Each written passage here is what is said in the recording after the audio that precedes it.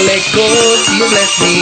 Won't let go till you bless me. Wrestling with the angel of God. I'm wrestling with the angel of God. I'm wrestling with the angel of God. I'm wrestling with the angel of God. I'm wrestling, I won't let go till you bless me. Won't let go till you bless me. Won't let go. Okay, so hello, this is your girl Tila Lorraine Love, aka the Phoenix of Eden.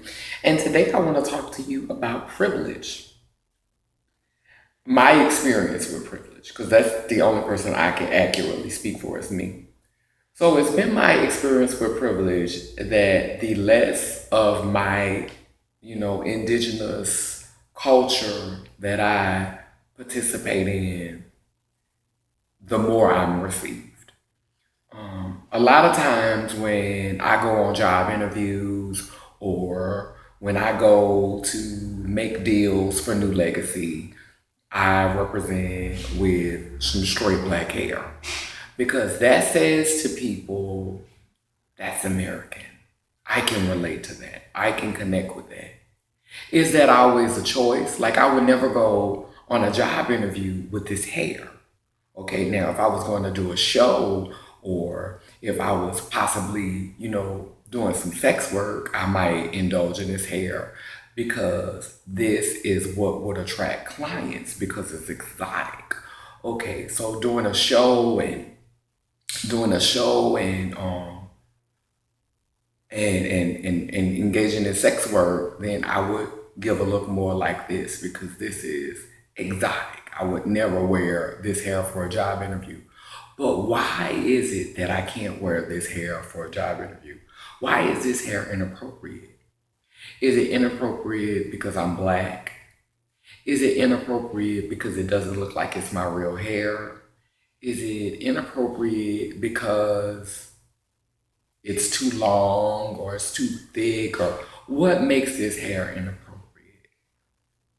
And that's something I don't know the answer to because, personally, I believe that black people were the original people. And I believe that everything comes from that DNA. Not saying that black people are better, it's just saying that black people are the original people.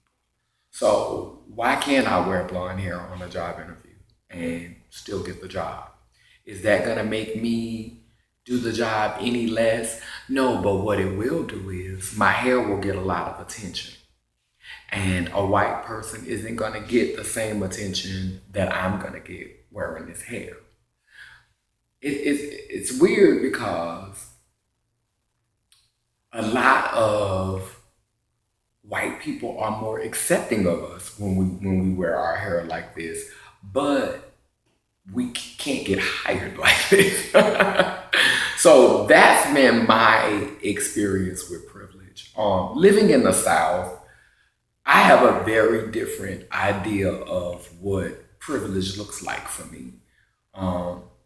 I don't think that all white people have access to privilege. I don't think that all white people are privileged.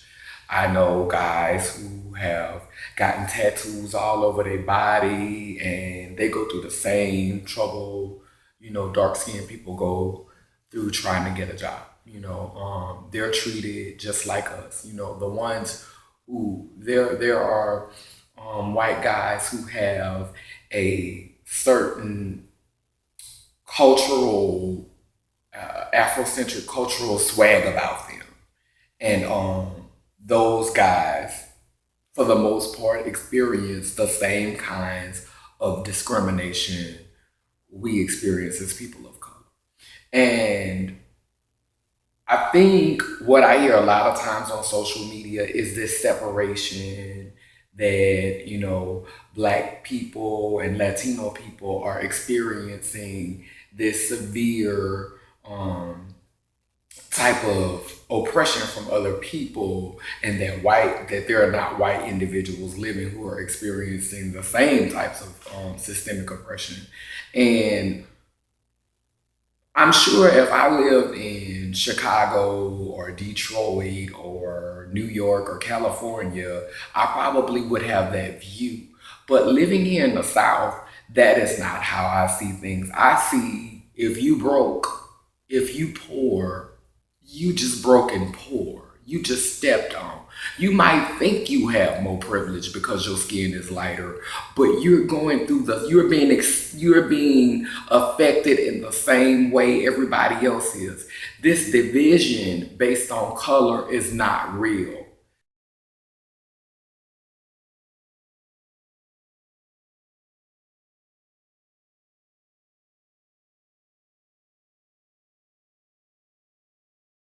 It's poor people who are struggling, period. Whether you black, whether you white, whether you brown, whether you green, if you broke, you oppressed. You if you white, you might be able to put on a business suit and walk in somewhere and fool somebody quicker than I could with my dark skin. You might be able to walk in there and fool somebody, but it don't happen all the time. And if you're used to being oppressed, then eventually you're gonna see yourself out the door just as the way any other oppressed minority would. You're gonna see yourself out the door. It's not gonna be for you. You're not gonna be able to do it. I know so many white guys who I grew up in the street with. When I ride past them today, they got the same thing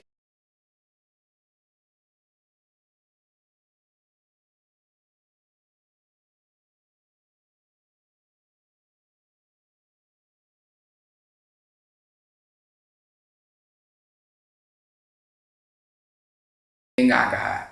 Positive, sick, all of these different things they're going through. And they standing on the corner panhandling for change, trying to pay for an addiction or trying to take care of a habit. And they white. They got all this privilege, but they stand on the corner looking like who did it and got away with it. So I just have a very different idea about white privilege and oppression, and I don't see it the same way people see it on the West Coast and people see it on the East Coast, because in my traveling to these other states I have seen oppression, but I have not really experienced any racism. Like, I've experienced people who made me feel uncomfortable because I was trans, but I've never had anyone to make me feel uncomfortable because I was black when I was in Washington, D.C.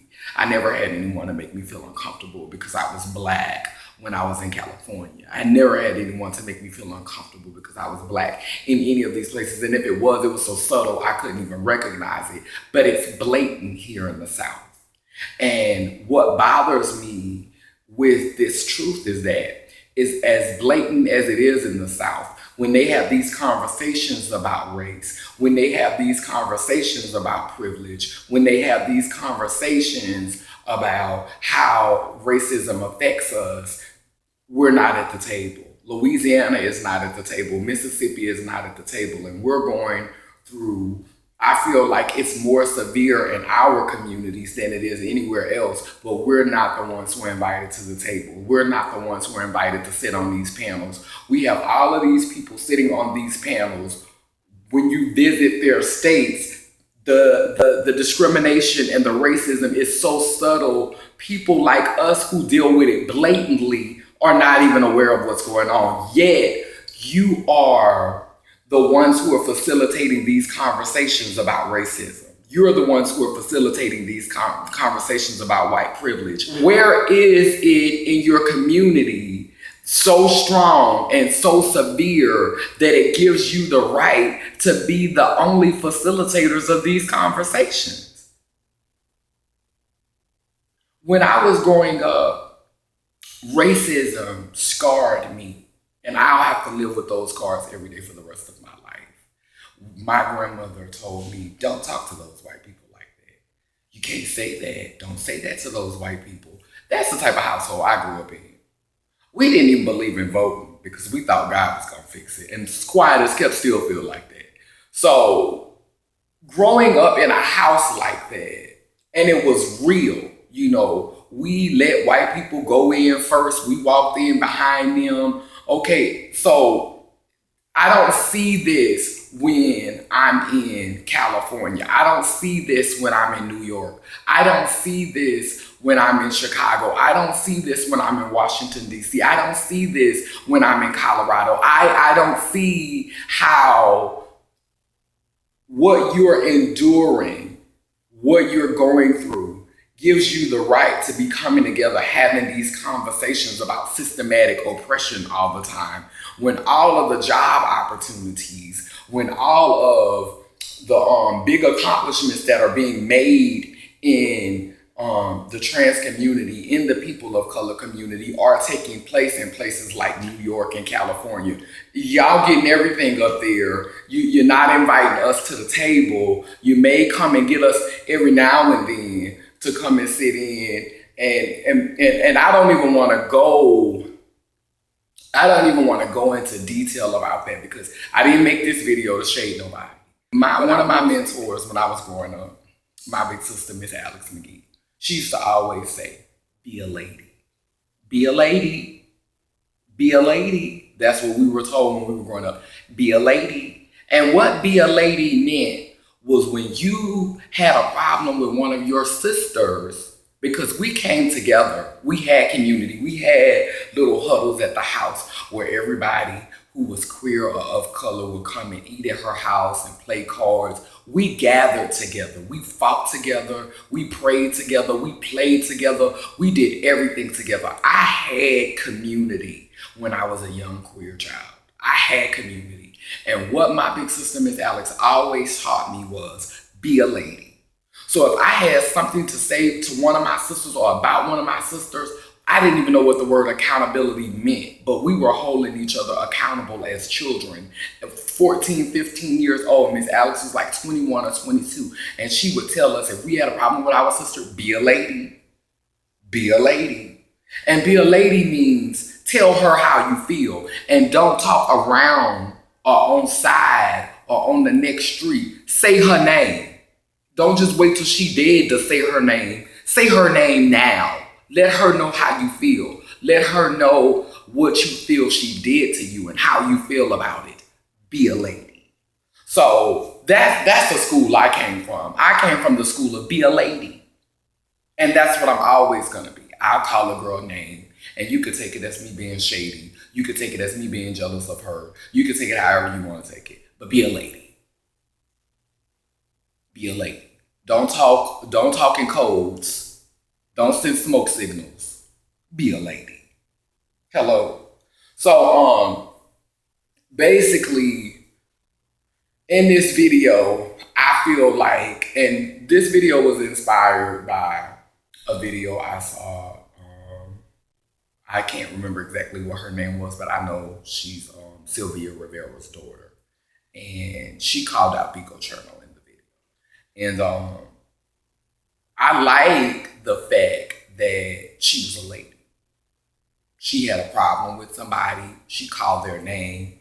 Now, I don't know exactly all because I've never seen the things that led up to, I've never witnessed Biko trying to exclude brown people. Like, I can't speak to that. I don't follow her like that. Like, I keep up with her, but I don't follow her to the point where I know what she said. Now, I can see how that would be offensive if that's what she did, but I respect the girl for being a lady and saying, hey, and a lot of times, girls who are trying to get somewhere in their career, they'll disassociate themselves from girls who can be a lady. If I'm trying to get somewhere in my career, I'm not, especially in this trans advocacy field, if I'm trying to get somewhere, then I'm not fixing to associate myself with a girl who is letting big name girls have it, like Janet Mock, Laverne Cox, T.S. Madison. If you letting these girls have it, then bitch, I'm not gonna associate with you because bitch, I'm trying to get my career. Fuck being a lady. I'm trying to get my career. And messing with you is problematic towards that. So I'm not fixing to click like on what you're saying. And to me, that's wrong. Because if a girl telling the truth and you know it in your heart it's the truth, you know it's the truth, you feel it, regardless as to whether you trying to get in good with Maddie, you trying to get in good with Janet Mock, you trying to get in good with Laverne, if you ain't being real, then you is a part of the problem. You're not a part of the solution, sweetheart. You are a part of the problem. You want to shush and kiki about the girls behind their back about how celebrity might have done went to their head and what you think of this and what you think of that. But when it comes time for you to be a lady, you're quiet because you don't want it to mess up your celebrity. You're trying to get where you need to get. Well, a house divided against itself will not stand. And if you're not being real, you're not going to prosper. You may have your season, but it'll be shortly lived. And what I'm building at New Legacy and what those who are helping me to build is something, that's going to be around for a long, long, long time. Because it's not an overnight sensation. It's a temple that is being built slowly. It's not an overnight sensation. I'm not a sensation. New Legacy is not a sensation. Nothing about this is sensationalized. If that's what I wanted it to be, if views was important to me, I stand up, get in the video and be in front of the camera like this. In every video I be in the video with no drawers on, making my ass clap, moving around, shaking, whipping dicks out, trying to go viral. Child, no, because that is not the brand. And I'm not judging nobody else's brand. I'm not judging what nobody else is doing. I'm not condemning anybody else. But that's not what I stand for. I stand for a whole lot of stuff. And I'm subject to do half of the stuff. But if you go through the body of work that has been created over the past 5 years, 6 years now, there is so much more food and meat, and it shows a growth, not only in me, but those around me.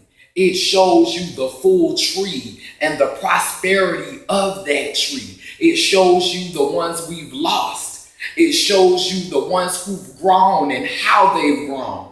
That is what New Legacy is about. New Legacy is about the journey to be better than you were yesterday.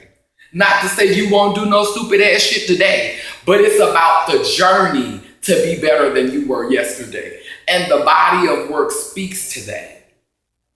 And I hold myself accountable, others hold me accountable, and I won't hesitate to hold you accountable. So when we talk about privilege, let's talk about the privileges y'all have living on the West Coast and the East Coast. Let's talk about the privileges you have living in major metropolitan cities who house the CDC, like Atlanta, Georgia. Let's talk about the privileges you have in Texas, having a gay elected mayor.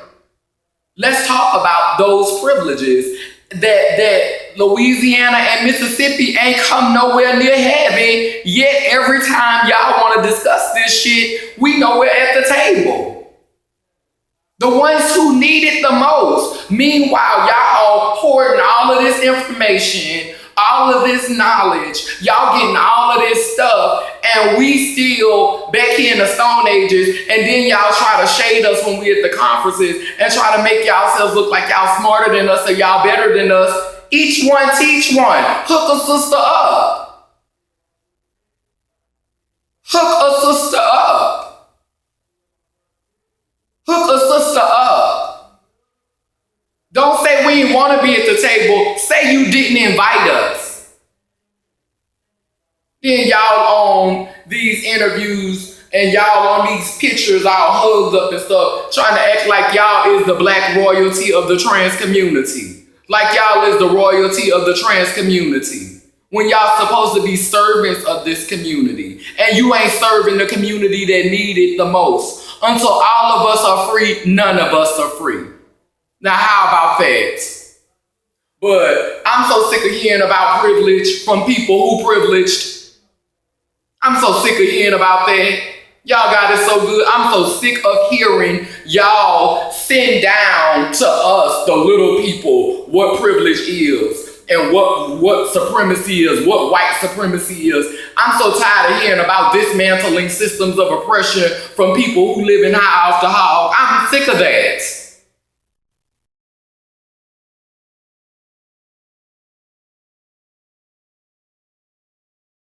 Won't let go till you bless me.